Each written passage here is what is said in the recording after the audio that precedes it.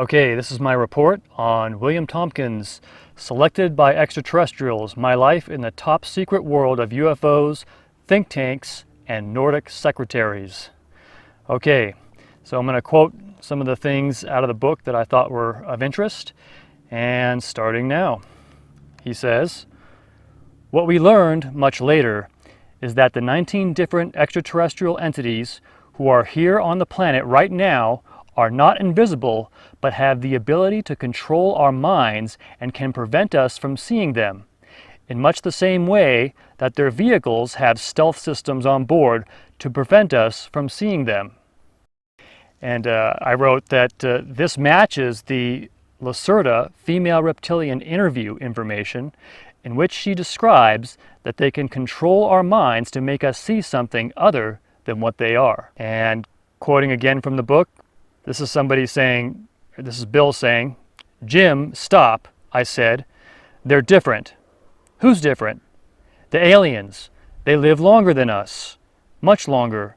2,000, maybe even 4,000 years. "Slow down, Bill, you're scaring me." "They're like grasshoppers," I said. "Really big, taller than us. They lost their wings and middle legs eons ago. They multiply faster than us, and they're doing something to us to make us live very short lives. It's awful." "Bill, are you okay?" Stepping backwards, I nearly fell. I'd got that tingling again. It was sort of dizzying paralysis, where I felt I was dying. "Is this another one of your visions?" asked Jim. Yes, it's very clear now. Hundreds of spaceships, swarming. Thousands of Marines in combat gear. Oh God, their slimy reddish eyes look like open, dripping guts. They cover half their greenish heads, staring inside me. They're here, or coming here." Grabbing my old flight jacket off the drafting chair, I pulled the fur around my neck. I was both freezing and sweating. "Where's this coming from?" Jim wanted to know. "I don't know. It was just a flash, but it's gone now. I think I'm okay." "How do you see these things?" "I don't know, Jim. It just hit me when they were trying to get the data together for the briefing. Let's get back to it." Throughout the book, Bill has these flashes or visions regarding various things, and it sounds like from the rest of what he says that his belief is these visions are given to him by extraterrestrials. He does not specify that he knows for sure which aliens are giving him the visions, or more than one group. But since his alien secretaries seem to be Nordic, we might see them as a possible source. Later at TRW, this became a massive program that resulted in the analysis of the extraterrestrial gases that have been continually dropped on our planet to control our minds. We are somehow controlled to allow them to use us as their crop. This is like a crop dusting field. And I wrote about that. This matches other rumors about what the chemtrails really are, such as the German scientist Harold Kurzweil documents. And continuing from the book, quote, "And your continued feelings of things you seem to see in your head, like 1,000-mile wide, massive alien naval bases floating in our section of the galaxy." And an answer comes, "Well, not just me. You said you see strange things in space too." "Yes, but you see 10 times the things that I do." "Well, Jim, some of the images I see make me consider that we should rethink what is possible as far as what's going on out there. Remember when those 5 alien ships landed at Edwards Air Force Base in '54? They asked Ike if it was okay to continue selecting some of us and stuffing our heads with what is going on in our part of the galaxy. President Eisenhower answered, 'Well, I can't stop you from transmitting information to selected listeners.' And quoting again saying, 'They may be sending information to just one person on some sort of beam that can only be heard by that individual.' I whispered to Jim, 'You know, when you and I have been working on a project and I stop right in the middle, it's as if someone hits my brain with a message concerning our project, and you don't hear any of it.' That's right, Bill. Last month, you and I both got one of those messages stating we must continue micro-computerizing our computers to the extent that they are so small they can power themselves right into our blood system. flow out from our brain to the problem of a blown-off leg. Yes, I added, grow an entire new leg with a foot and 5 toes in several minutes. I blew you away with that one. I can't stop thinking about it. Me too, I said, getting anxious. These aliens may be so advanced in all technologies, even futuristic medicine, they have already controlled every type of medical problem and possibly lived for thousands of years. General Eisenhower was essentially, quote, "We have taken our planet and are requesting permission to tell your people about us that we will make it better for them. What about the control the reptilians and the Greys have had?" They also basically told Ike, the most powerful leader on the planet, that he had surrendered. Now, to say that Ike was pissed is an understatement. He had never surrendered, but at that time, before reverse engineering of crashed alien vehicles, Ike had no weapons capable of stopping them or the Greys. For some reason, however, I was convinced the alien takeover was true. I recommended to Elmer Wheaton, on the side, that it should be in our agenda for the Office of Naval Research the next day as well. Continuing in the novel, it says, another quote, "Here, people, is your first exposure to the United States journey into the universe, the Douglas Secret Space think tank, and the beginning of the TRW think tank. Douglas scientists and engineers form RAND/Douglas. Douglas then hires German rocket engineers, who collectively collaborate with North America, Northrop, Aerojet General Engineers, who collaborate with Hughes Engineers, Caltech, and UCLA scientists, who form RAMO, World Ridge. Then they hire from all of the above to form TRW." Back to the MTM-622, Appendix 1, December 15, 1954. Title of reports reviewed, preliminary concepts defined and configurations established. As I noted earlier, my principal position in the classified advanced design section on the MTM-622 was to study each of the interplanetary and intergalactic propulsion systems, conceived and define a physical configuration, and conceive and define the resulting spacecraft carriers. In some cases, I established a primary configuration and 2 trade-off configurations for staff to review. Also, I was frequently asked to conceive, define potential assembly, check out and launch facilities that would be required for these enormous spaceships, and even illustrate prospective sketches of the entire ship and details of the gravitational reaction propulsion system. And I wrote concerning that, so by Bill's account, he designed spacecraft carriers and battleships from conception to completion. However, he does not include any information about actually seeing or being on any of these ships, probably because he could not detail this for security reasons. Some might argue it is all in his head then, but I heard on the Project Camelot interview that he has permission from his employers, which I did not hear exactly who they were, but he has permission to publish this book. If true, it might mean that not all government is in complete alien or satanic control, or it could be this leak has a purpose, possibly as a chorus of deception. And continuing from the book, before we continue, stop and think about what you've just read. The German scientists and engineers had been designing space-type vehicles utilizing alien information since the 1920s.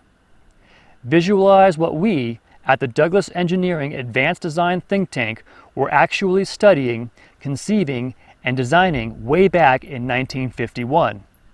Can you possibly realize how far ahead the rest of the planet we actually were? And why has it taken nearly 85 years for the rest of the planet to get on board too? The Russians intended to launch these rockets to the moon, taking control of it and possibly using it as a base with which to blackmail the entire planet. This may be the real reason President Kennedy told our nation, quote, "We are going to the moon," end quote. Was NASA just a cover-up for the massive U.S. military program to beat the Soviet Union to the moon and not let them control the planet with their missiles? NASA was not, and never has been, a civilian organization. It is a naval, deep space, galactic penetration organization. How's that? A 10-story building was built inside the Redstone Arsenal, one of the most classified military facilities in the country. It was called Von Braun's Tower, who eventually became the head of NASA's Apollo Saturn moon program. The U.S. Navy managed this NASA facility. It was not a civilian, university-level mission to the moon to pick up rocks, to take photographs, and bring them back to the university for laboratory study. NASA is a military, naval organization to develop the United States' capability to thrust into the galaxy. Amazing. This is amazing information, friends. I looked out over the 500 engineers with their sheepskin bachelor's, master's, and doctorate's degrees. They were totally unaware of the extraterrestrial presence on our planet. There they were, all in their white shirts and ties, bending over those 500 drafting boards in that windowless converted hangar with the 2x6x12 rough wood flooring. I couldn't help contemplating that we, at Northrop, and now at Douglas, knew about the astonishing fact that UFOs and aliens from outer space were a real threat to our planet. I wanted to stand up on my drafting table and yell, "It's true! We must all devote our energies to developing spaceships with laser weapons capable of stopping them," end quote. I told Jim my feelings. He agreed with me, but suggested that now was not the time. When I arrived at work, Steve Moyer, a section chief, ran up and confronted me. He exclaimed, "Now I know where Sorensen gets his secretaries from. The guys I went to Las Vegas with this weekend. We went to Caesar's Palace, and your secretary's sister was on the stage. I talked to her at the bar after the show. I can't believe it. Seems like these alien star girls are everywhere the action is." End quote. Then Dick Stark chimed in, "Well, I saw our cousin reviewing the Huntington Beach SVB Apollo stage production site facility with the construction contractors. These dolled up aliens are on top of this program, literally," end quote. I asked, quote, "Well, what do you expect? If you were going incognito, wouldn't you set yourself up for the easiest way to infiltrate the system? Yeah, they turn tricks for secretaries, but when the real heat's on, they're out of the fire. Its simplicity is genius in a way." I couldn't help but laugh. "Whoever they are, these gals have got us by the balls, and most can't seem to get enough," end quote. We all had a disturbing laugh as we headed for our offices. I had intense feelings of dread and excitement as I walked through the door. Jessica was sitting cross-legged in her chair. I couldn't help but see the perfect, firm curvature of her thigh. She had no problems with self-confidence and gave me a glance that said, "You know you want it." Right after that she stated, "Hooray for Friday, Billy boy! I live for these days, sweetie." So this is really interesting. What he's relaying here is that, and you'll see this throughout the quotes that I put here, is that these Nordic alien secretaries, if that's what they are always in on the action. They always know all the technical stuff, as well as whet their appetites for something else, namely their bodies and sex. Here's where Bill may not like what I have to say, because these hot alien women are one of the most suspicious elements of the book. As we even read previously, here there are aliens that can control our minds and make us see what they want us to see, and one has to wonder if these hot alien women Bill worked with were in fact not just alien, but maybe reptilians or types that are not Nordics. Also, I read in the book Hell Testimonies by Mike Peralta, a witness says he sees a lineup of various types of demons, usually very ugly, but among them were beautiful women whose purpose was to infiltrate the churches and corrupt the pastors in particular. Who knows? Maybe they were friendly ETs trying to help us. But throughout the book, Bill describes how they are always scantily clad and are often having sex with the secret space program engineers. It leaves me the impression one possibility is that in reality, the whole secret space program is secret because it is really Satan's space program, and those ships and everything is to complete his dominance of Earth and space. He then proceeded to down his drink, stick his tongue down his secretary's mouth, and grab her breasts. As soon as they delivered my next drink, I started to feel a little more relaxed. However, I asked myself, Are all the short badgers here somehow thought controlled by the aliens and instructed by Sorensen, who may be a reptilian alien himself? And what about the secretaries? Why is it okay for them to drop their pants so fast? Don't any of them have husbands or boyfriends? And I said about that, see, that following quote confirms my suspicions. Even if they are aliens, do they have no morals? Back to the book. After lunch and plenty of champagne, several of the managers paired off with their secretaries, or someone else's, on the couches and started to make out. I had to sigh at this point. I knew that I had to keep my head and resist temptation. I saw Jessica across the room. She was being instructed by Al Sorensen to seduce me in front of the group. They couldn't have been more discreet as they stared at me. While Jessica was nodding and turned back to Jim, I quickly finished my second glass of champagne and loosened my tie. She slinked over to me. As she approached, she licked her lips and pulled down one side of her dress to show her perfectly rounded breasts. She threw her arms around me and said, "Let's go to a room if that would make you more comfortable." Instead, I swirled her around on 3-inch pumps and escorted her back over to Al Sorensen, who somehow was the head of everything. I sarcastically said to Al, "Have fun." So, with everyone, she never let him in. I turned my head to look away. However, the entire room was engaged in passionate madness. I managed to put down another glass of champagne and left the party for work. The party sometimes continued on until Sunday at noon. Very few of the partygoers went back to the office. These escapades were more than a ritual. And I said, "Right, more than a ritual. It ensures their loyalty to Satan. The more they steep themselves in sin, probably having sex with reptilian demons, or possibly aliens recruited to keep the top critical engineers loyal through perks or addiction to sex, and also blackmailing." The book goes on, "The almost uncanny success of every project I have conceived and developed in the past 7 years led someone to establish exactly how I accomplished them. Yes, there was a planned method to have something on me, thereby controlling me, like they had control over the upper-level short badgers in the engineering department. Now, I want to make one point very clear. This is not unusual in large corporations, but this was very different. Who wanted to know? Was it Al Sorensen, or maybe Al Sorensen's boss, or even possibly the corporate vice president?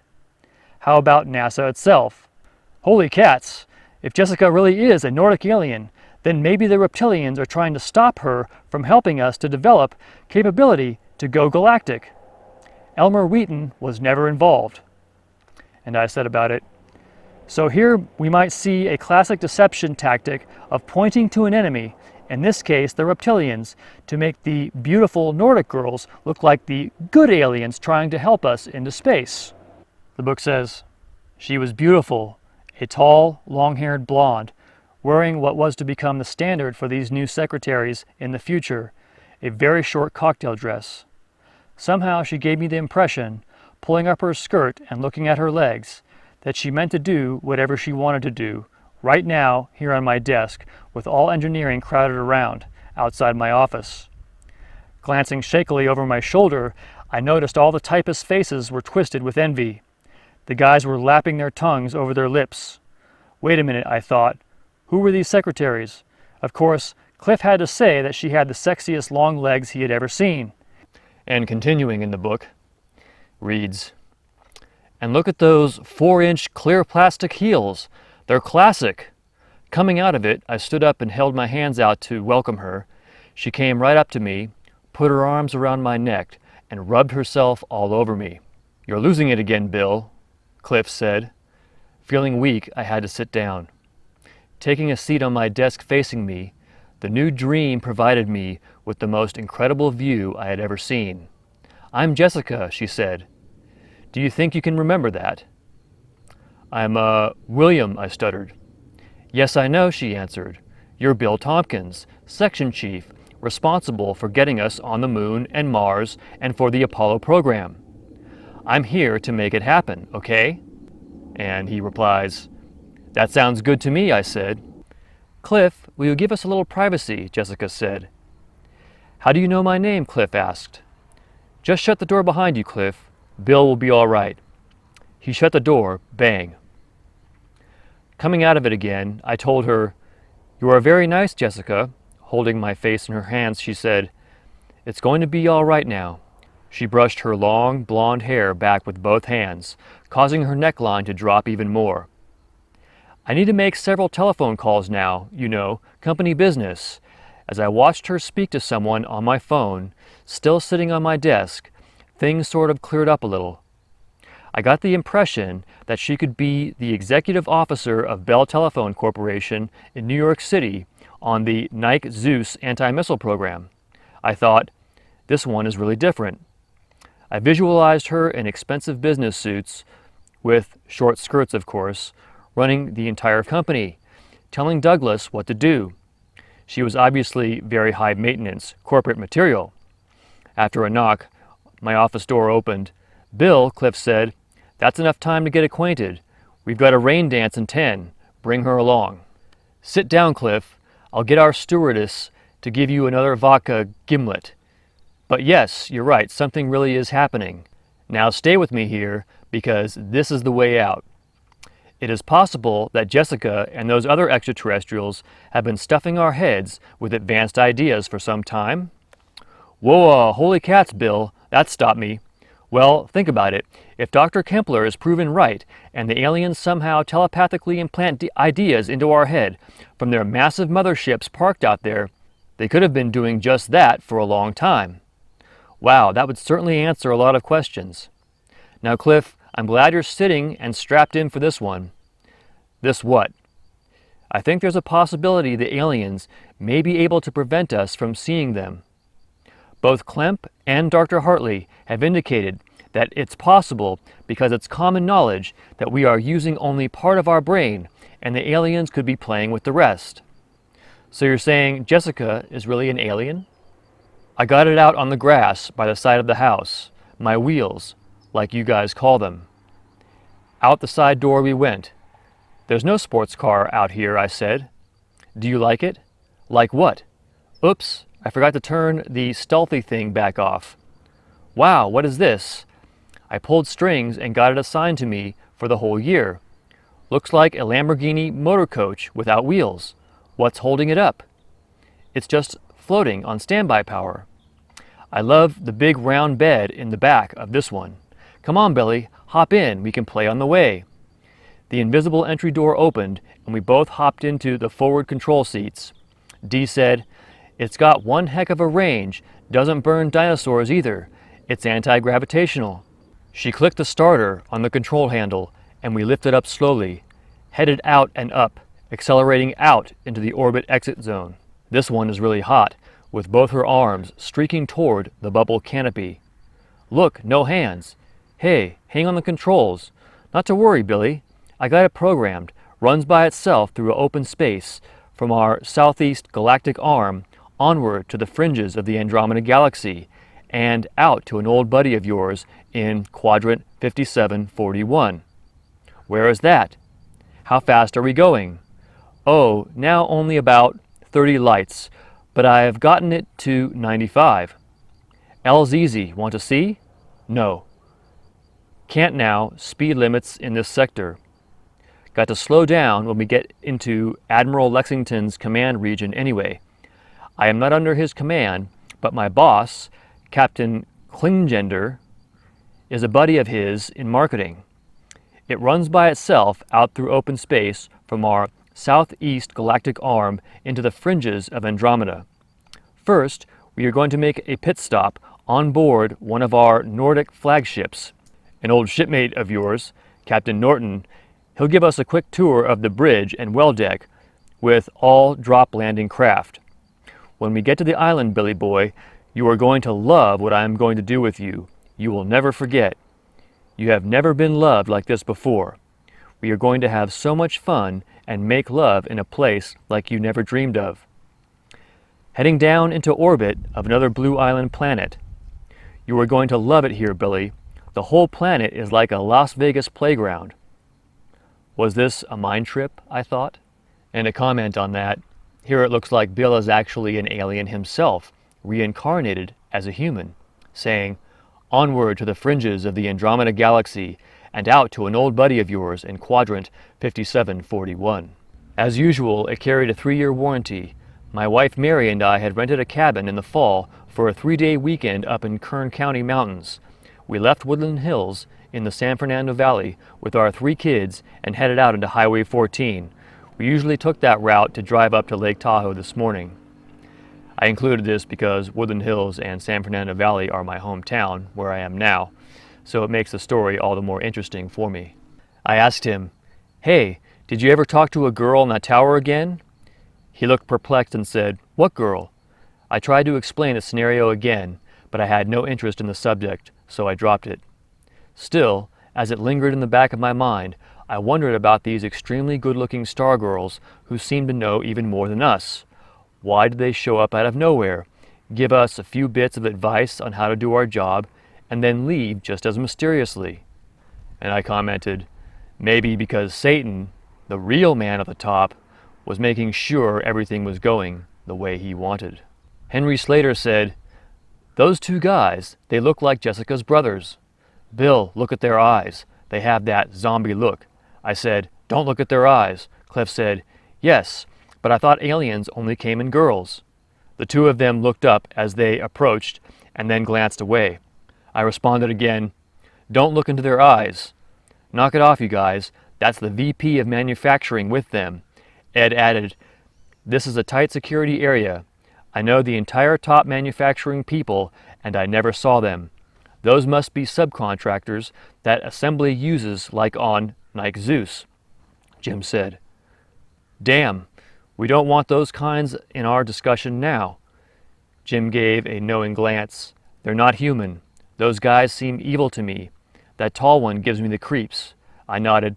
"They're looking at us. Hey, this whole thing seems weird. And where is the manufacturing VP's 2 department heads? He never goes outside without big gun protection." "What are they doing here?" Bob asked. "I have no idea," Rick said. I added, "It would take much too long to explain, but those 2 are not human." "What do we do?" Bob asked. "We confront them." I responded, "Here they all come, but where did those 2 zombies go?" Bob whispered. I said, "They disappeared. Back off, manufacturing wants to start the meeting." After the meeting was over, Bud said, "Bill, what's going on?" "Drinks at Carol's place at 6:30, the cocktail lounge near LAX, and I'll fill you in." The meeting didn't go as well as expected, but it's a start. Ed said, "I understood that manufacturing using those thugs from Cicero to back him up. Well, just as they disappeared, both of them turned into reptilians. The tall one, with no sound, yelled back, his face twisted with hate, while the other one appeared to hiss. Yes, Bill, just for a moment, I think the tall one clawed at us too." "Did you see their grotesque-looking feet?" Dan chimed in, "I have been trying to get in Jessica's sister Crystal's panties for months. I know she and Jessica are helping us, but I am confused. Who were those other 2 alien guys?" Bob asked, "Yes, we all know, Dan, that you are easily confused, but this time we all are. And no, you aren't going to get Crystal's panties down, bragging to her that you have 10 inches. She and Jessica are smarter than all of us," I said. "Remember what Ralph Malone said. We are dealing with far more than just company politics. I am saying that we must realize the potential consequences of different aliens, some with white hats and some with black hats. Complicating it even more, they, the extraterrestrials, have different agendas. What is their eventual influence on our Apollo moon missions?" And I commented, "Like a lot of things in the book, exactly what is happening is not entirely clear, but this looks like a witness of reptilian shapeshifting. If one considers the situation, the idea of different aliens and different agendas, or some with white hats and some with black hats, might have the problem that really, how could anything get done in the secret space program if they really had to deal with different alien agendas that could truly change the outcome of their projects? In other words, I think they are more unified under a central command rather than disparate elements running around at random trying to accomplish different agendas with the humans. There probably are different beings involved, but one spirit behind them, Satan. We can't even make them all start at the same time down here on the test stand. The complications and reliability all 6 RL-10 are on stage is insane. Our guys at Santa Monica have been pushing Rocketdyne to provide restart capability of our DM-18J2 engine. Okay, Cliff, I said. Okay, girl, settle down. Back off. Come on now, just quiet down. Remember who you are really. First of all, it's 1960. Their time. Whose time? Their time. Oh, for God's sake, Samantha. If you are Jessica, it's 1960. You are way out in the southwest arm of the Quadrant 27 of their galaxy. Whose galaxy? The one they call the Milky Way galaxy. I am your boss, lady. I thought Billy is my boss. I am your commander. What star? What planet? Now you are coming around. It's their star that they call their sun. Samantha, you are Jessica now. On Earth, their third planet, remember? Well, now I seem to. It's clearing up a little. Good. You are Lieutenant Samantha Erickson of the Nordic Galaxy Navy, Nav Space 1237 Reagan. You have been assigned a mission to pull those Earth people up technically. Specifically, to educate some of them, Tompkins for one. Samantha, you are supposed to fill the other 99% of his unused brain with the capability to conceive starships, like our Andromeda-class spacecraft carriers. Get them to build them. Then join our naval battle group forces, help us with the reptilian problems. And I said, could it really be that Nordic aliens are working with humans for the purpose of getting us to join the fight against the reptilians?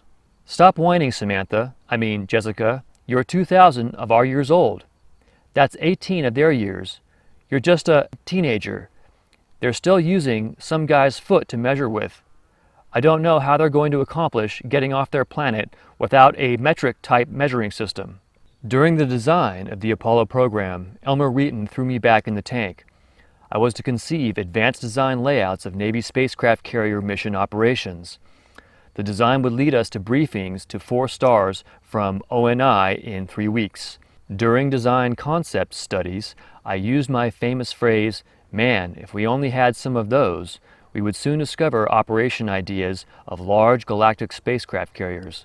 Could control hangar deck air loss in the vacuum of space, allow us to launch or recover fighters and not lose all of our air in one of our hangar bays. That would answer major operational questions. I did accomplish this during this study by using an electromagnetic shield to prevent hangar air loss. So here is a design detail, though there are no pictures to support his claim that he designed space battle carriers. It's bright and clear, 6 a.m., after a really big breakfast and still holding my second cup of coffee.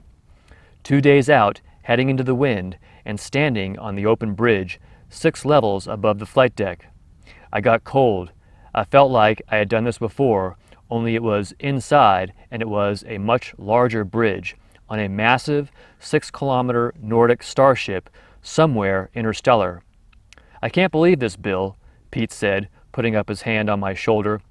I lost my thought, but yes, I had been out there, way out of the galaxy. And I commented, so here is yet another memory seeming to indicate Bill was a reincarnated soul that used to be a Nordic, and here it seems also a starship designer. My question to you, sir, is why are you considering putting women out to sea? In the back of my mind, I knew the answer. We needed women for intergalactic space missions to populate the universe.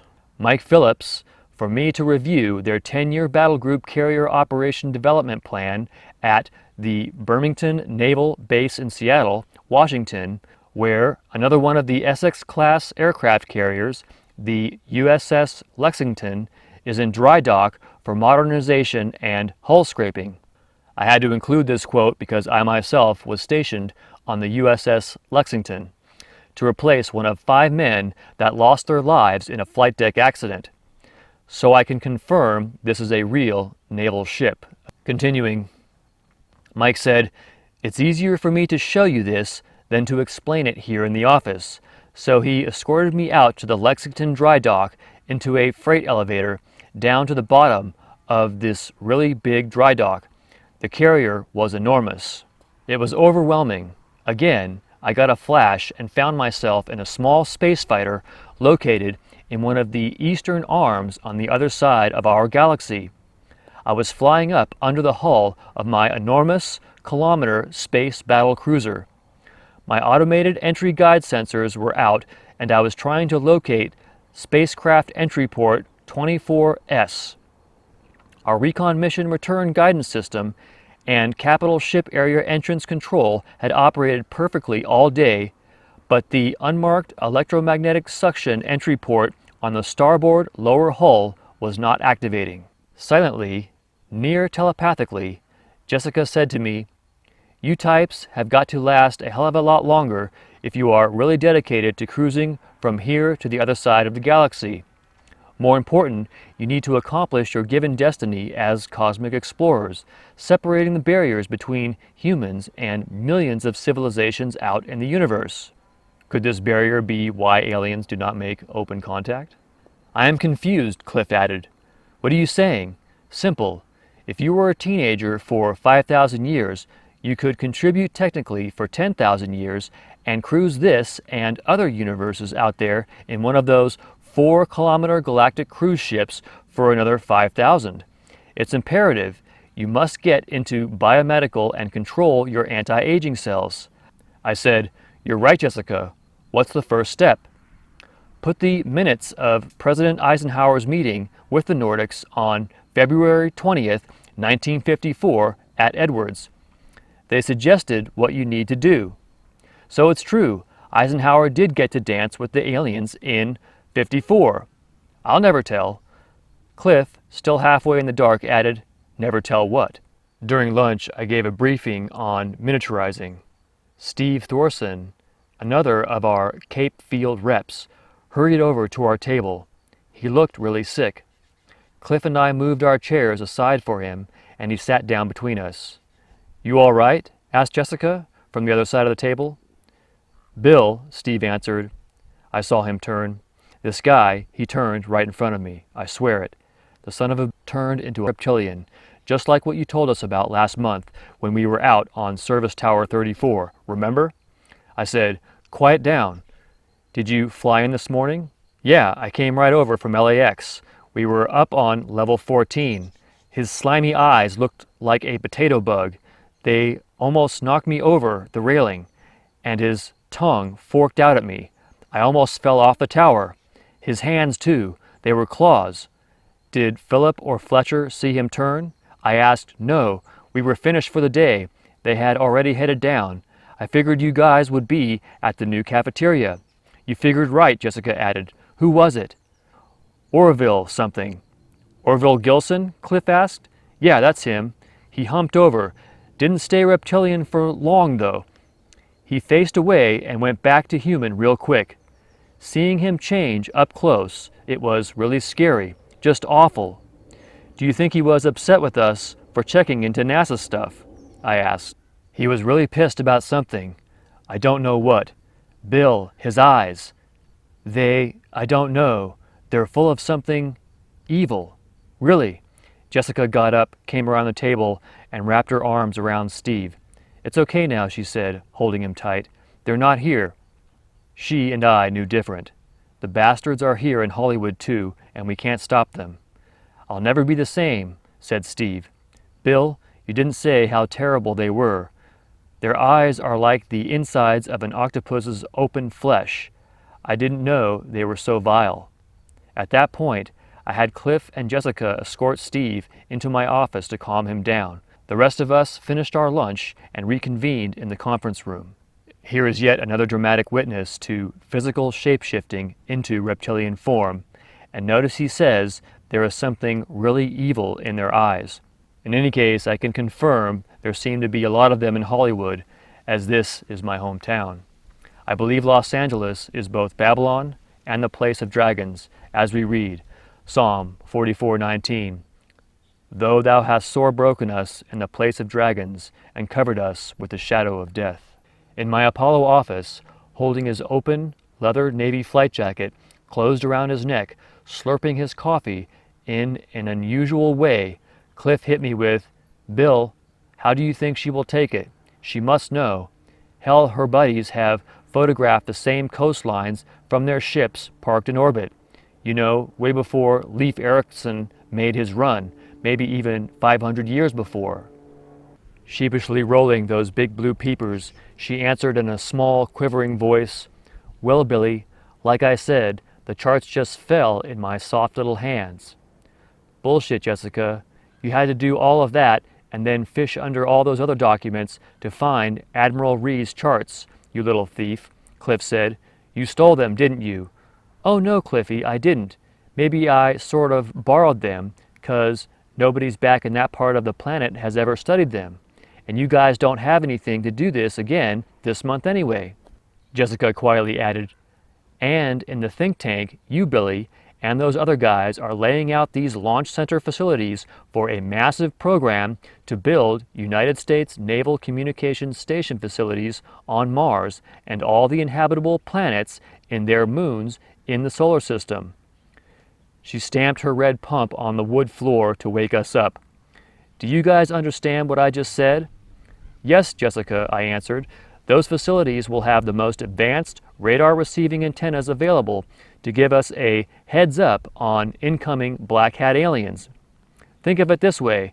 The Apollo and Nova truck missions are only phase 1.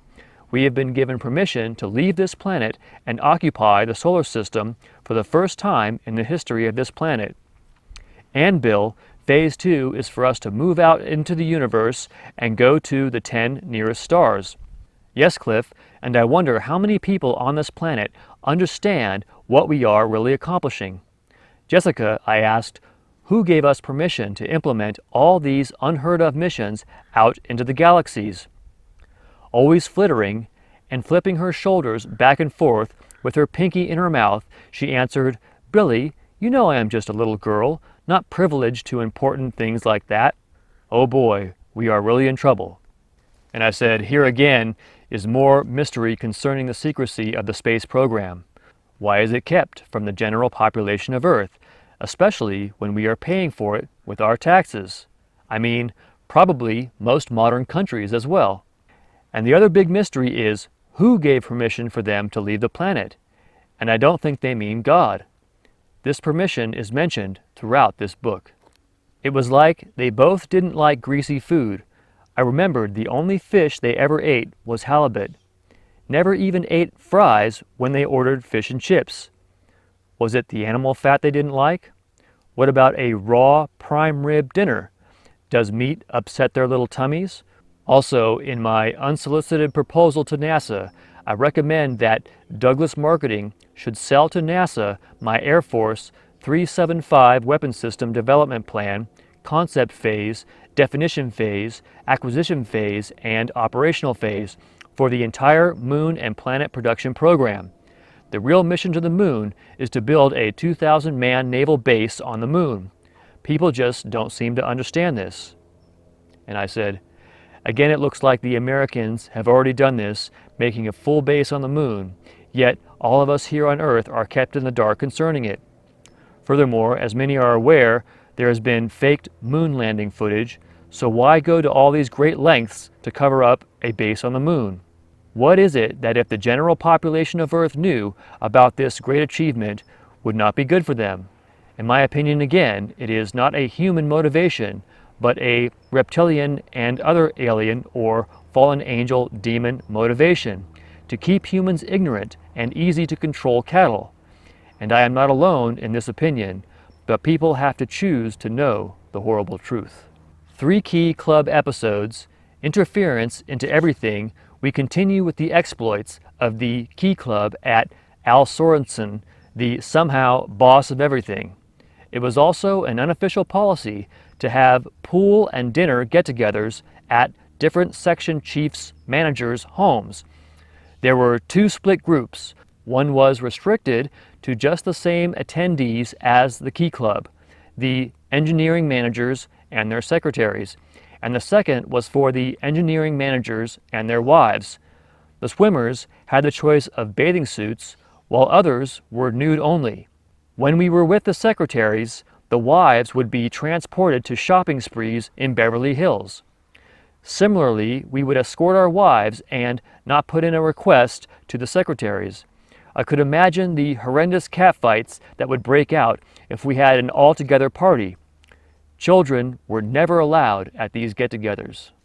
And I said, notice again these lavish parties where there is clearly sexual activity happening involving hot alien women who these engineers see and lust after while they work. It looks to me like a satanic control mechanism which Tompkins, ignorant of God's word, did not get alarmed in his soul about this, but went along with it simply like it must be part of the high-end corporate situation he was involved with. But why should he have been more concerned is that he will not be counted as the good guys because he did not run around as much as the other engineers screwing his alien secretaries, but will be judged by the Lord and cast into hell, which is real and unimaginable pain and suffering. In a way, you can see that Tompkins has some reservations about what he's experienced, and part of why he includes this in his book. But the fact will remain that while he was confronted with all this, he chose to accept it and continue to work for that spirit, which is Satan. The only wise choice would have been to walk away from it all and be a beggar on the street if necessary, which would have been far easier than what he shall now face. One night, my secretary Jessica and I visited Jerry Connor's home in Woodland Hills over in the San Fernando Valley. This was for one of his famous swimming parties. So these lurid satanic parties were happening right here in my hometown. Well, I can say the bad karma vibe I feel in this place matches this. I escorted her over to the backyard pool area where half of the guests had already arrived.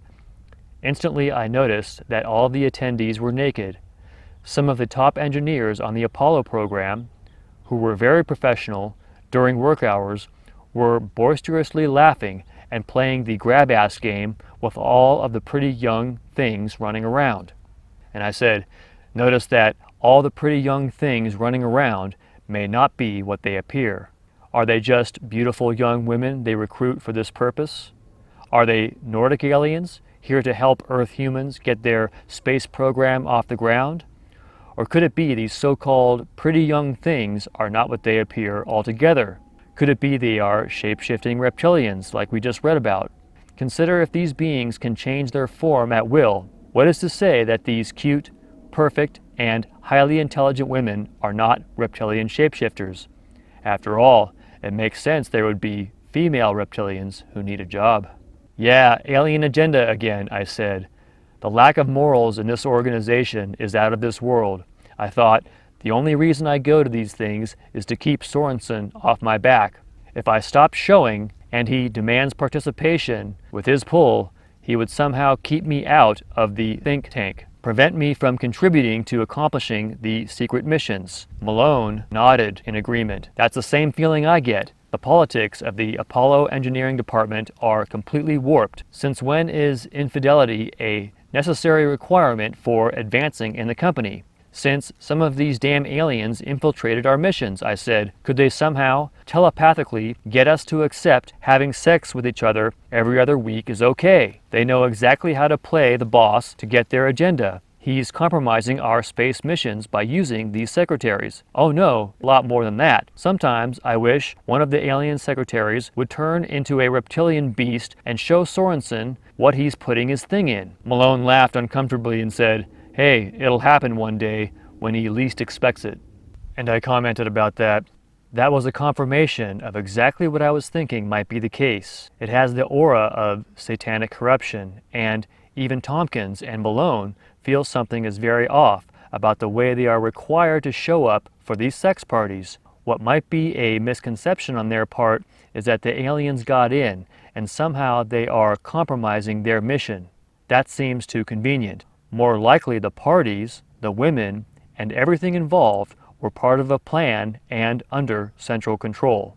Again, there is a spirit behind it all. The same leader that organized and recruited the talent put together the space program, and the same leader behind making sure Sorensen corralled all the engineers of the space program into these sex parties with hot alien women, and enforce that with an unspoken sense those engineers will lose their job if they do not join in the sexual immorality. Notice, however, despite having doubts about it, they decide to continue in it rather than walk away from it. Knowing what I know now about God, I would surely have walked away from it, no matter how much money was involved. How frequently the Key Club was involved in influencing the outcome of Douglas military and space contracts, or for that matter, the entire Moon program, was difficult to determine. It was common at that time for aerospace companies during the final contract negotiations to either retain or acquire the service of a pleasant company in pleasant surroundings, but that had nothing to do with the influence and the agendas of the aliens. Was Sorensen also being influenced by the aliens? Which aliens wanted us to develop the capacity to leave the planet? Was it the Nordics? Was it the reptilians, who made themselves look like Nordics, pretending to help us, but continue to throw us under the big space bus and prevent us from accomplishing the star missions? And I commented, another clear thought, these guys could be having sex with hideous, man-eating reptiles. But more importantly here, notice, where is any concept of God, heaven, and Satan and hell? Could it be the whole alien and even reptilian concept is used to distract from the real issue, which is sin and condemnation? That could really be the entire point of these revelations, to get people so caught up in the alien story that they never consider going to hell for sin. That is how Satan deceives the whole world, keeping their mind away from the truth of condemnation. Talking to Cliff, I said, I forgot to tell you I had 2 of my flashes last week from the black hat guys out there. Sarcastically, Cliff said, was it in color this time? And what did they want to know? It was always in color. First of all, I saw hundreds of our fighters, Navy and Air Force, chasing the bogies. Cliff asked, UFOs? Yes, we can never get close enough to force them to land. Our Sidewinder missiles are still frozen out on the launch mounts. They exceed our speed ability. Over 30% are pulled into larger spaceships and never come back. They want to increase deteriorations of our tissues, organs, and bones, preventing us from living longer lives. Well, that's a dumb thing to do to their crop. Agreed. Their primary intent now appears to prevent us from developing the capability of retaliating against their threats. That is, to develop the technology to design naval spacecraft carriers and combat them out in the galaxy. The flash was gone, but it seemed real. Cliff, we need to up the priority on this.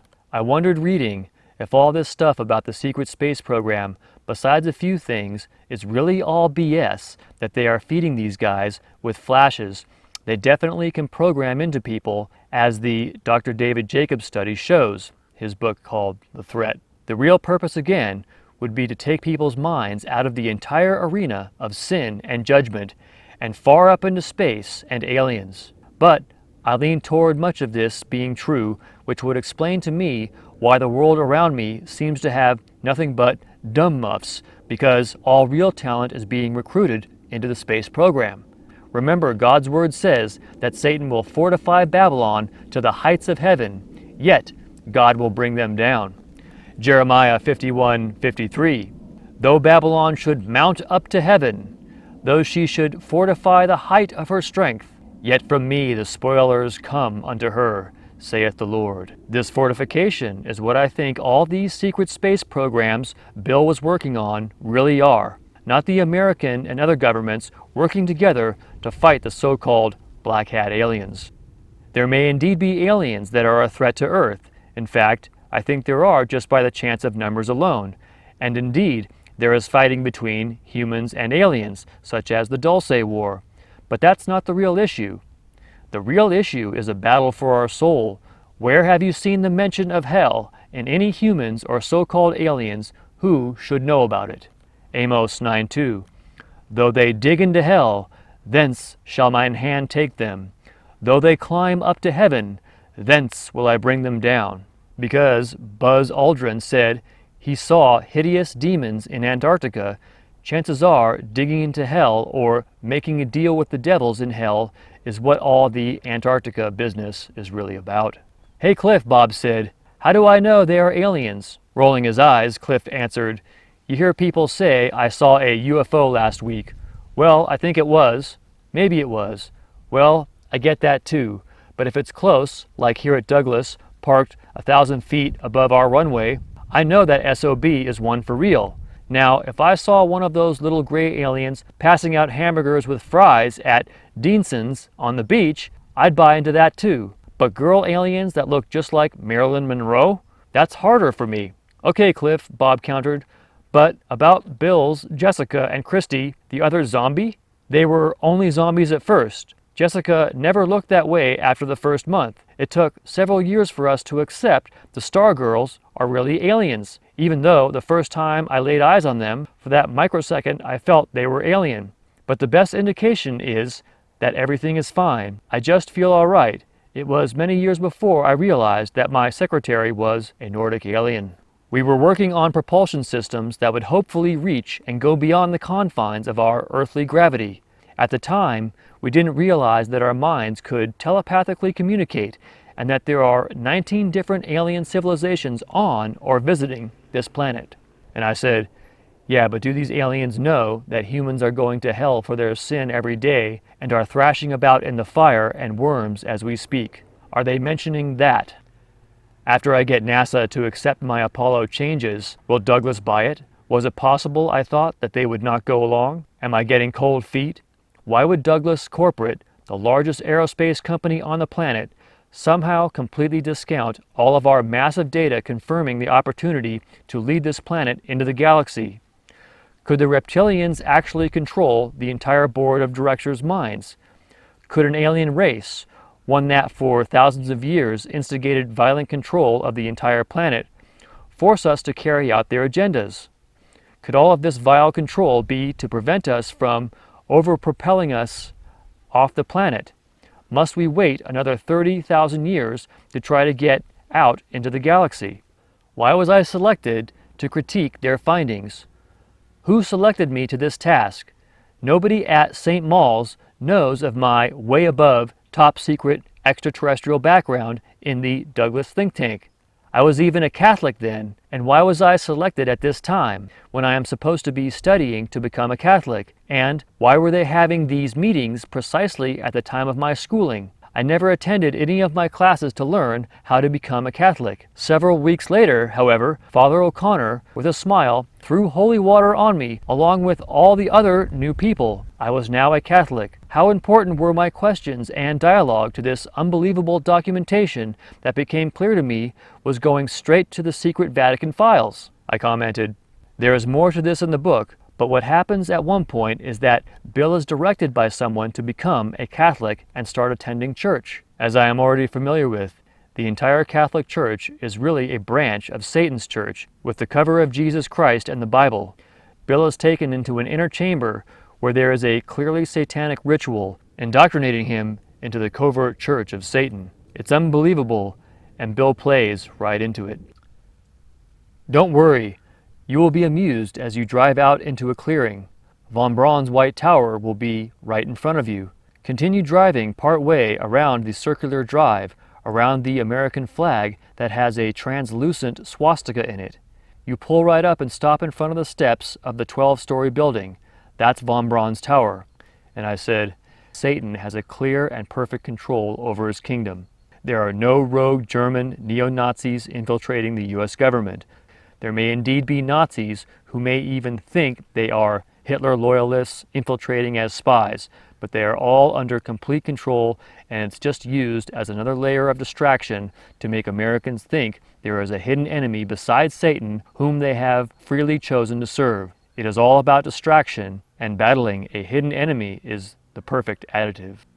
"Stop," one of the guys said, picking his newspaper work up and storming out of the meeting.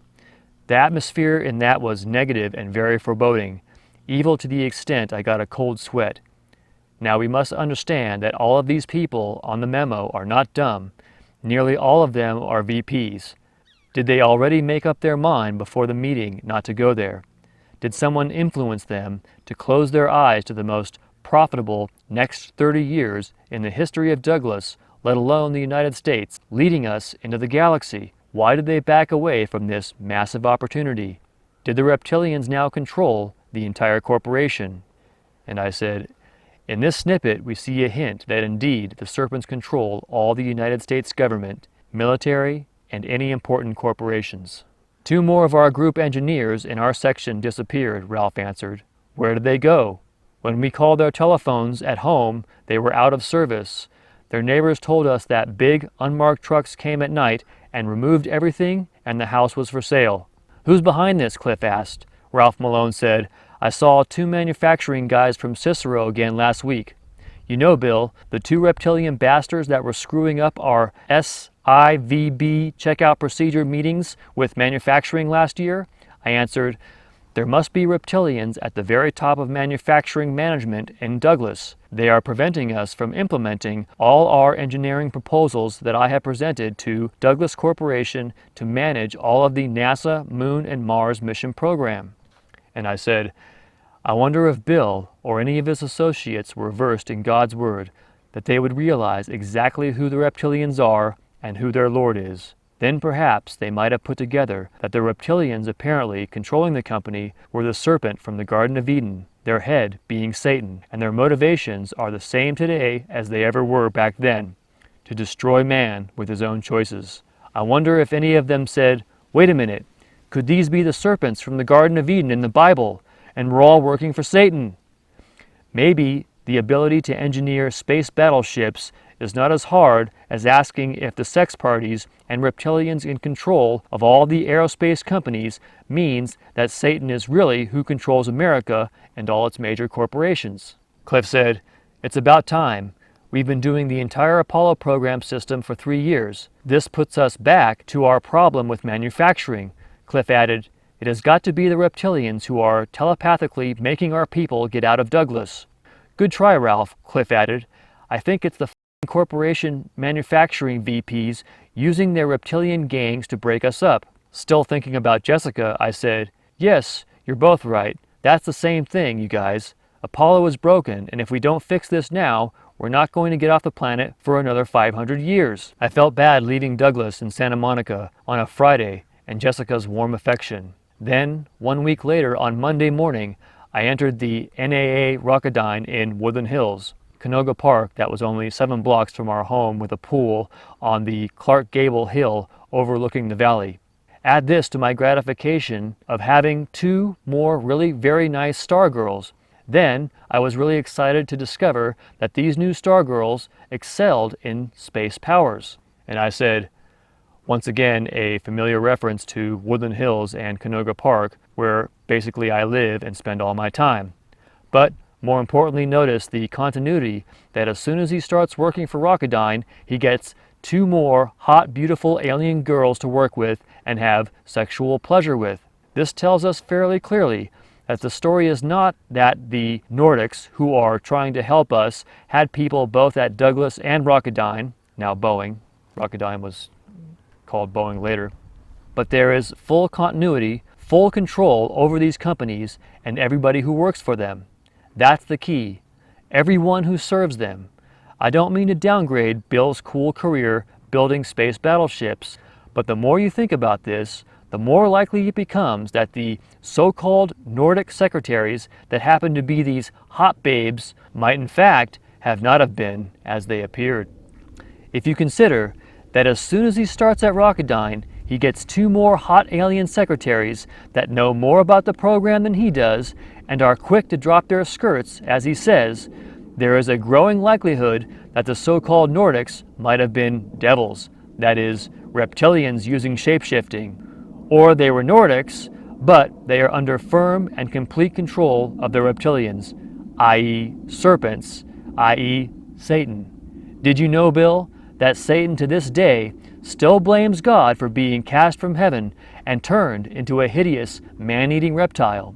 Did you know that God's inerrant word in the authorized King James Bible, available everywhere, tells us this if we only bother to listen to the Creator of everything? I did not know then that I would be spending the next 40 years on programs that would take me all over the country to military bases and contractors with the top naval and research personnel involved in programs that were improved by encounters with gorgeous, golden-haired alien sex goddesses. Notice that the scene from the Bible where Satan takes Jesus to a high mountain and shows him all the kingdoms of the earth and offers them to him tells the reader that Satan must have complete control over all of them, as we see here, Luke 4:5. And the devil, taking him up into a high mountain, showed him all the kingdoms of the world in a moment of time. And the devil said unto him, All this power will I give thee, and the glory of them, for that is delivered unto me, and to whomsoever I will give it.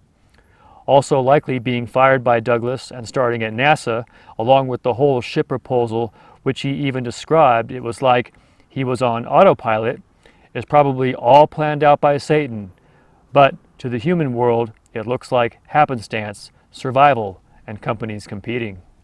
Jackass Flats, electromagnetic, anti-gravity, photon, ion, and propulsion test center is really from 19 years earlier at Douglas.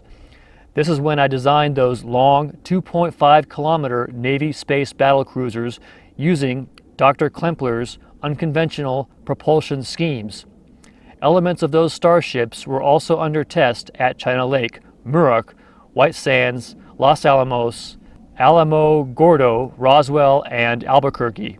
They are all beautiful this time of year, and they all hold a sinister alien influence, one that governs the outcome of this country's penetration into the galaxy. And I commented, Bill describes here how all these top areas of top secret government space programs had a sinister alien influence, which I believe is probably accurate, that multiple alien races that are not friendly to mankind have various stakes in different branches of the human enterprises. But again, they really could not accomplish what they have if they were truly dissident forces at play. These extraterrestrials that are here in any force must be under the control of Satan, working in his spirit, and they are in fact unified by that spirit which hates man and seeks to destroy him. Another quote says, Well, when any of you guys see a real alien, the Greys, the ants, or the insects, you damn well know it too. Absolutely no question. But if they are Nordic, who look just like humans, you will not know it. They really are Nordic, beautiful, light-skinned people who look like movie stars. They may be reptilians appearing as Nordics who have the ability to change into human-like people. I remember when I first met Jessica, she had long blonde hair, and she stared into my eyes much longer than is normal, knowing my thoughts. I was wondering what was out there. She said telepathically, No, you don't want to know what is out there. She said some of those black hat aliens are ghoulish killers, worse than any of the worst murderers we have on this planet. And I commented, again we see the possibility that the beautiful blonde secretaries, supposedly Nordics, might by his own suspicion be reptilian shapeshifters. Why does she say to him, No, you don't want to know what is out there? Back off, honey. I called Duane and put out the Nevada fire. They were reviewing Dr. Debus's requirement and had gotten hung up on 3 different conclusions, none of which would be acceptable to NASA's star missions. New business plan for Saturn II in 6 weeks. We completed the plan. We were to carry out one of Dr. Debus's assignments. I utilized my heavy naval space studies in conceiving the Apollo NAAS-2 stage in a large number of naval missions. These included interplanetary, manned, Mars, Venus, Mercury, and deep space major solar system planets or their inhabitable moons. I conceived, and they developed naval bases on all of them. After extensive evaluation of hundreds of research projects involving every possible concept to unconventional space propulsion and 14 major classes of naval spaceships, from fighter to 2.5 kilometer long intergalactic battle cruisers, an unsolicited system development plan was conceived and submitted to ONI and ONR, along with countless Apollo, Nova, lunar, planet, and star mission projects. I accomplished those missions several years later at TRW.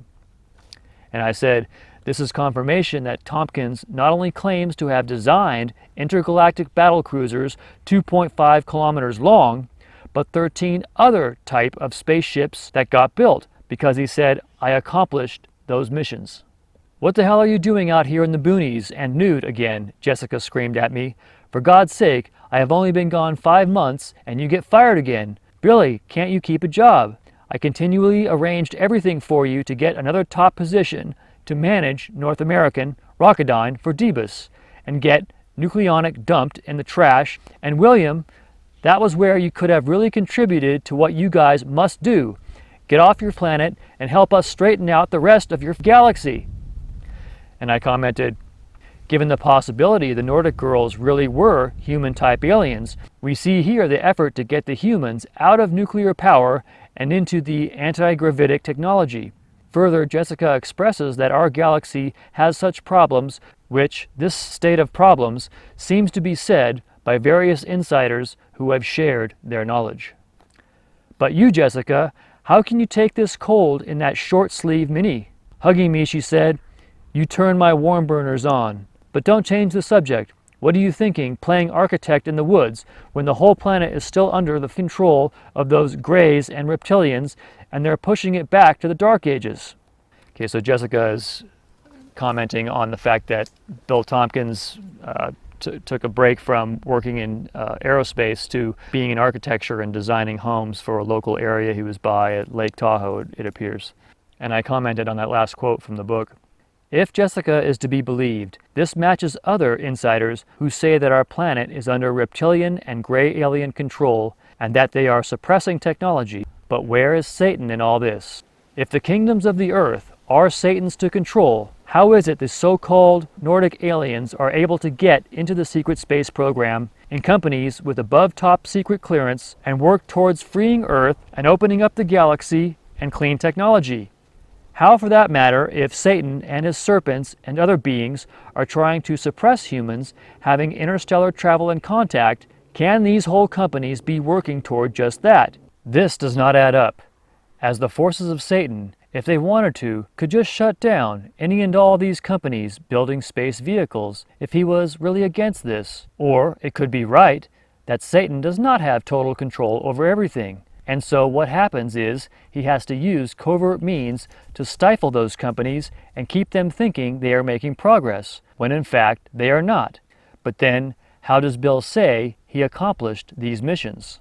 It hit me again.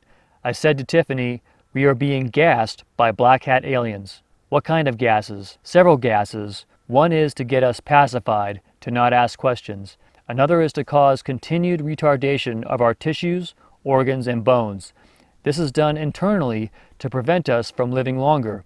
Another prevents us from expanding technologically and developing the capability of designing the propulsion and naval space battle cruisers to combat them. That's right, but where did you get that from, Billy? I didn't tally it to you. They must be from another one of your Nordic buddies. Stomping her foot, Tiffany said, I don't know any Nordic guys.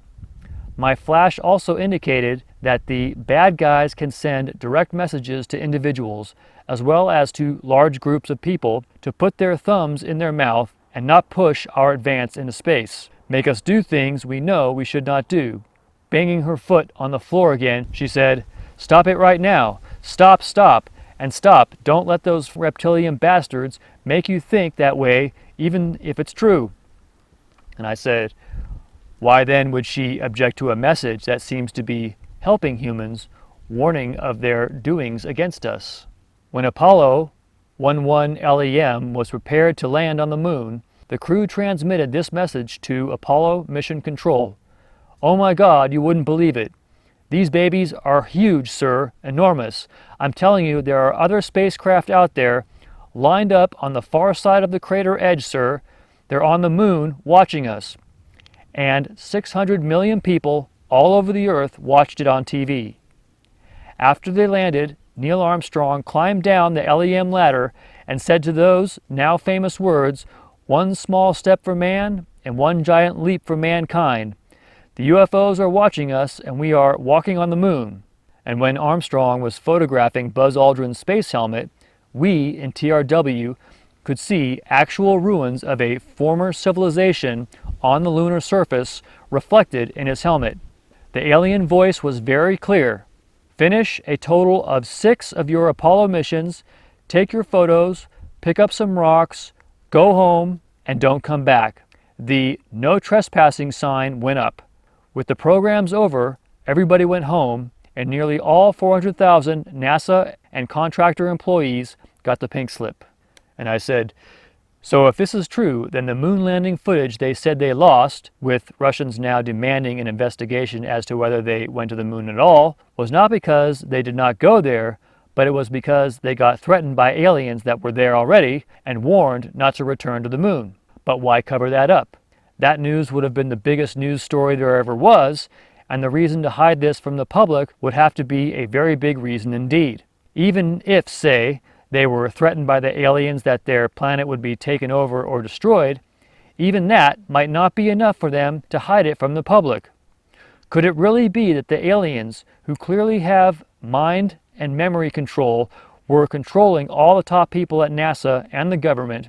Or could it be they were aliens and they just let the humans try this so they could be satisfied about going to the moon and then get the warning they are not to go back? Continuing from the book, the landing module, LEM, actually impacted the moon's surface in the Sea of Tranquility crater, which had tremendous sized vehicles parked around part of its rim. When astronaut Neil Armstrong made that first step for man on the moon, he looked up into the edge of the crater and said to Mission Control, "There are other ships here, they are enormous." My sketch of what I saw on TV is shown here. The public did not hear that statement or see the massive alien starships. Armstrong panned his camera in 360-degree motion all around the crater. The CIA then classified the information as way above top secret. The extraterrestrials put up their no trespassing signs, but allowed us to make several other additional Apollo landings to pick up a few rocks and play in the sand. The actions of the extraterrestrials stopped our plans to build our manned naval bases on the moon. Everything stopped, including our similar plans for Mars. We beat the Russians, but that was not the only reason we went to the moon. It was also for a long-term scientific research and development program. But yes, everything stopped. What happened in just a few months? Everything stopped. I'm saying it again, this is fantastic. We create the naval missions, designed, built, and tested every element necessary to operate massive U.S. naval space battle groups out there in the galaxies. Way back then, all of a sudden, everything stopped. Did all our brains stop working? Why did we stop? What the hell happened? Return to the moon, 1970. In 1969, the U.S. won the race to the moon with the Apollo space vehicles. Supposedly, our astronauts took their pictures of the craters, picked up some rocks, came home, and that was it. Forces greater than the entire United States government halted our grandiose plans. But 35 years later, President George Bush issued a new, bold vision. It was called the Renewed Spirit of Discovery, which called for us to use our new Constellation moon vehicle to go back to the moon by 2015, the other planets in our solar system by 2020, and the planets of our nearest stars soon after. Who stirred President Bush to take off into space and go where no man has gone before? Why, in February of 2010, did President Barack Hussein Obama cancel President Bush's completed Constellation vehicle? It had been test flown and was ready 5 years before schedule. And that's the end of my taking of the notes from the book. And I just wanted to, for reference sake, I have somebody, my stepdad, Jack Zimmerman, Dr. Jack Zimmerman, who actually worked at Rocketdyne, now called Boeing. And in a letter he wrote to me, "Richard, I worked for Rocketdyne Santa Susana Statistic Testing Facility up in the hills starting in 1954 for about 5 or 6 years, as I recall. Then the mathematics group I led moved to the Canoga facility near the corner of Canoga Avenue and Van Owen. I don't have the address. I was there for about 7 years and then moved to the new company science center in Thousand Oaks to do basic research for the company. I left the company to become headmaster of Oakwood in 1971, as I recall, and met you all a few years later. A lot of people were involved in the designing and testing the Atlas engine and envisioning the Apollo program. Hundreds. I was not aware of any spaceship programs or alien programs. Now, it's clear, however, that a lot of people aren't going to know. For instance, in fact, in this book, William Tompkins says that he looks out over all of these workers and realizes not a single one of them knows, even though they all have doctorates, they call them sheepskins, but not a single one of them knows about our extraterrestrial involvement. And I wrote concerning this about William Tompkins and his book, Selected by Extraterrestrials. I do not want to speak as though I give no credit to William Tompkins and his incredible career. Indeed, it is enviable and amazing what he was able to do with his life. Consider actually being so talented as to create space battleships for the Navy, among many other amazing things. Even by his own admission, however, as he ends the book, the story of his life's work has somewhat of a sad ending, with him lamenting that the whole space program seems to have come to a halt for mysterious reasons. But think about the incredible news this book puts forward. At the very least, it can be confirmed that the United States government has knowledge of extraterrestrials, or at least non-humans, with advanced technical means, and they are keeping this information from the public.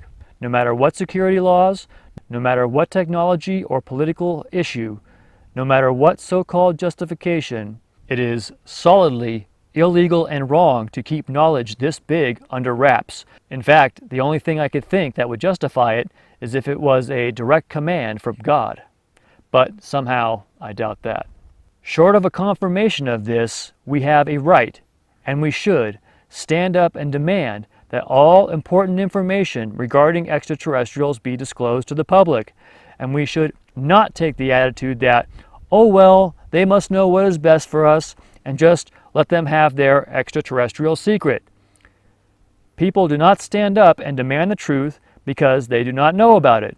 And they do not know about it because the topic is ridiculed and discrediting to the point of losing one's career or public status to mention it. Even now, with more open minds to this subject, and middle-aged people who have been longtime science fiction fans and would be overjoyed to find all of this out. The sinister underlying reality is that mention this outside the realm of fiction fantasy has a taboo. I know about this taboo personally, as my uncle, a retired police and fireman, actually hung up the phone when I started talking about it, and we spoke no further until the day he died. As I considered how upset he apparently got about the subject of extraterrestrials and the fact he was a law enforcement officer, it seems like conditioning of some kind, not an inability to believe that with trillions of other planets our science can now show exists, there probably are not some alien beings out there. But what is the conditioning against this subject? Why do people who are indoctrinated with security clearance or positions staunchly against opening up the truth of our inhabited cosmos? What's the big deal? Why not? One of the thoughts I had about this is that while the devils, that is, serpents and scorpions, and all the power of the enemy, as God's word puts it, might not be against the knowledge of our universe being inhabited, the problem for them is that consciousness of extraterrestrials might in several ways lead to knowledge of them and their evil farming operation of humans. Remember, it is clear that God's word tells us the serpents are cursed above every beast of the field. Code for universe, I think, so I'm saying field equals universe in the scripture. And that cursed is to eat dust, and Adam was made of the dust, and live covertly among humans, which is coded as on thy belly thou shalt go. I do not think the scorpions, insectoid aliens, have need to eat humans. Rather, they use them not just as food, but as genetic experiments and slave labor. From my research into alien abduction, it appears the scorpions highly value humans as test subjects for ongoing genetic research, with one apparent goal being to create a hybrid human that still possesses some of the strengths and qualities of the insectoid life form.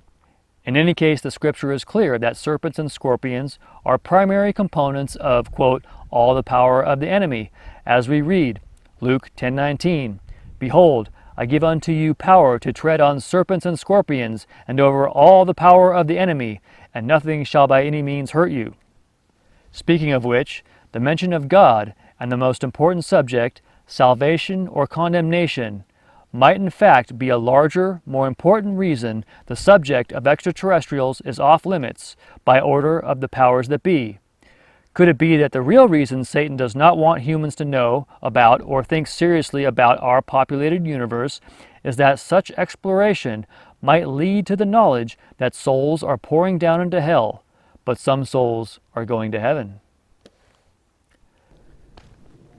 So what does it mean if we have a government that's hiding the entire amazing truth of its space program and extraterrestrials from the wider humanity at large?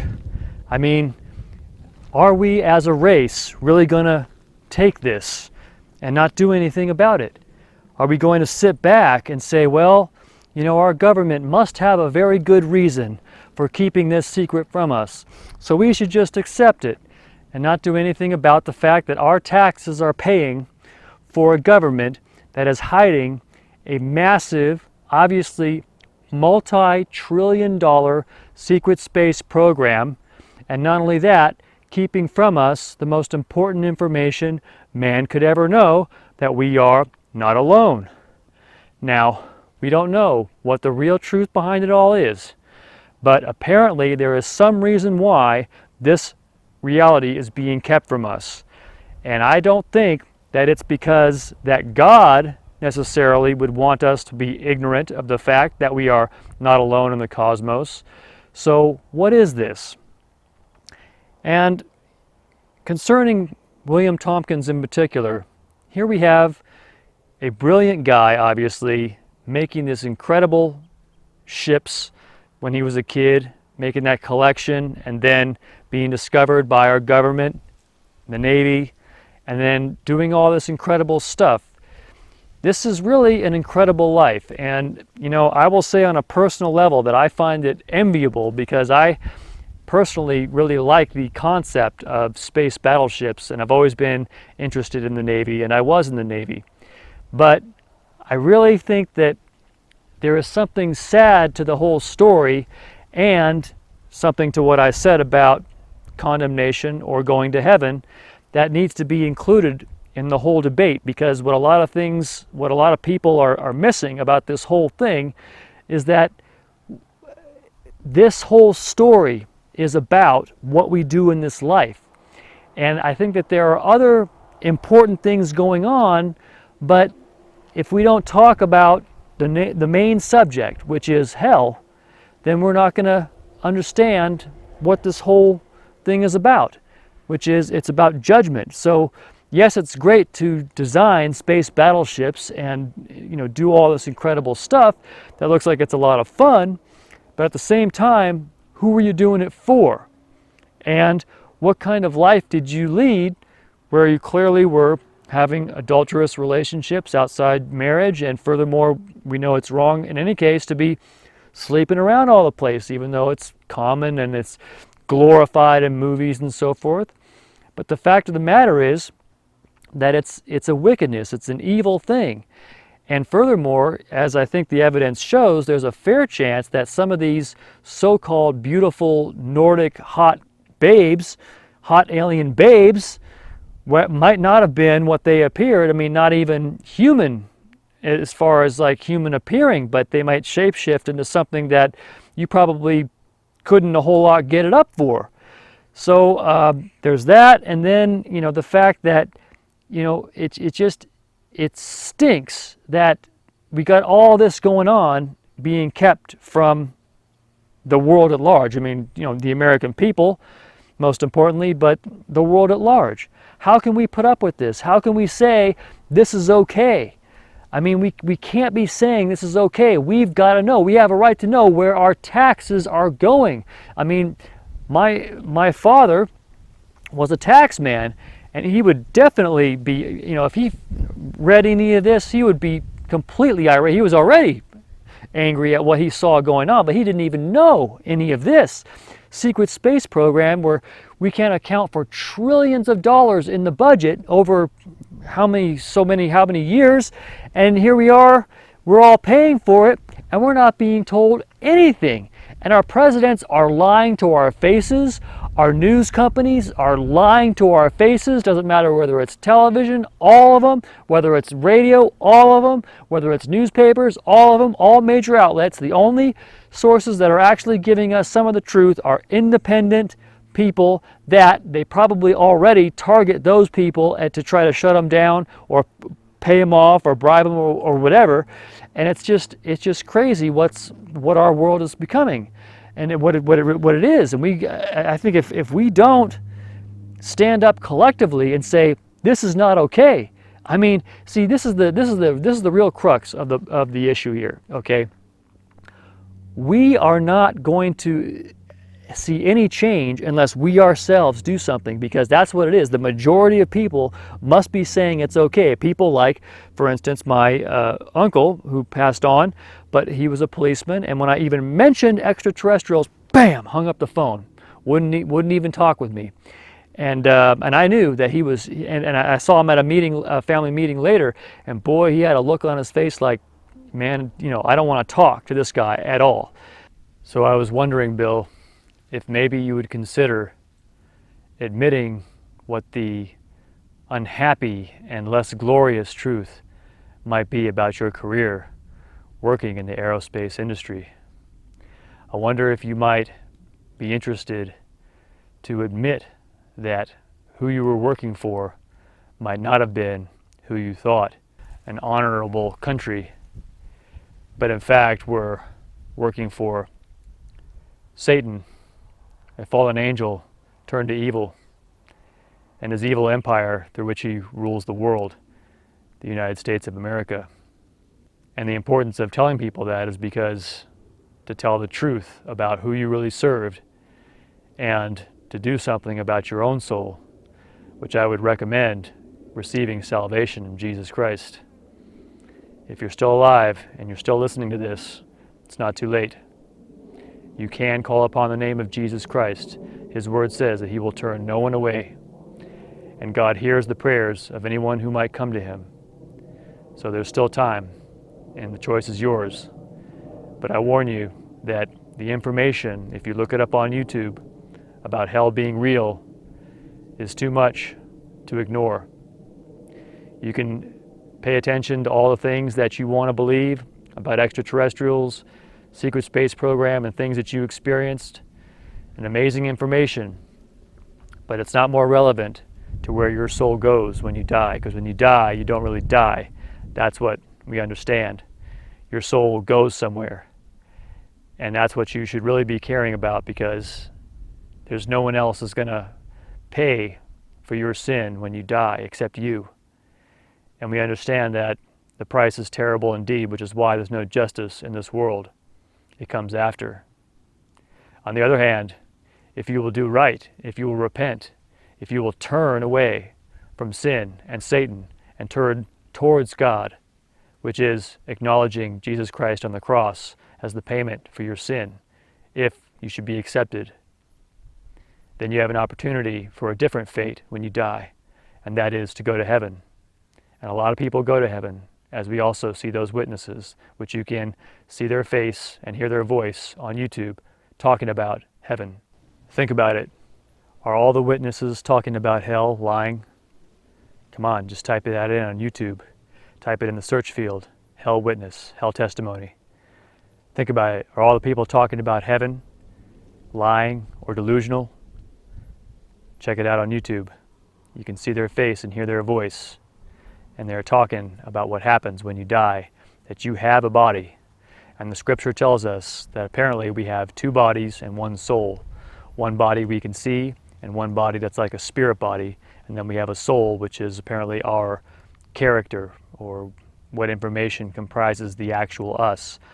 So there's two bodies that we use, and then one soul that is our program or character, which is also part spirit, as we read in the scripture in Proverbs Proverbs 8:36, for he who sins against me wrongs his own soul. So we know that the spirit is part of our soul, and we know that a person can perish completely in hell because it says, fear him that can destroy both body and soul in hell. So that means there can be total destruction in the pits of hell, which are reported to be in the earth. And that's probably what Buzz Aldrin saw when he went up to Antarctica and he saw those terrible creatures, and he said that there was a terrible evil, and then he got a heart attack. But I think that what's happening is also in the scripture is written that they make an agreement with hell, that the powers that be make an agreement with hell, but it won't stand to God, of course, who can control everything. And the scripture, as we were reading there, says that they will try to mount up to heaven, thence will my hand take them down. Though they try to dig into hell, thence shall my hand take them. So we know that there's no escaping from the Lord. And the only way to win this is to do right and to make a friend of God and to repent of sin. Because as long as you're sinning, as long as you're rejecting God, which is rejecting the salvation in Jesus Christ, the only name offered among men whereby men might be saved, that is going to separate you from God. So if you will accept the salvation of Jesus Christ on the cross for your sin, and then repent from sin and obey the 10 Commandments, those are the two things you need, the faith of Jesus and obeying the 10 Commandments, you can go to heaven rather than hell.